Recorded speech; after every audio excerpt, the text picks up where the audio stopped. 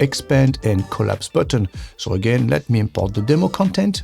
So here is our next example. So as usual with our tabs here, and if I wanted to discover the content, I have to click on them and it will then reveal the content of the tab itself, as you can see. So that's the usual, you know.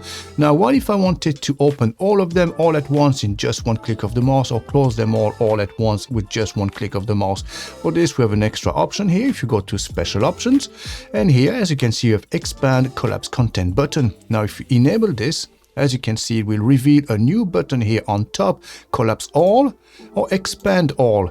And in just one click of the mouse, we can reveal all the content or close down all the tabs with just one click of the mouse. And obviously you can tweak this around. As you can see, of the position here, it says before, but you can put it after if you want as well, you know. So basically it will display at the bottom of our section, and you can change the text as well, collapse all, expand all, based on your personal preferences, obviously, you know. So that's basically it for this.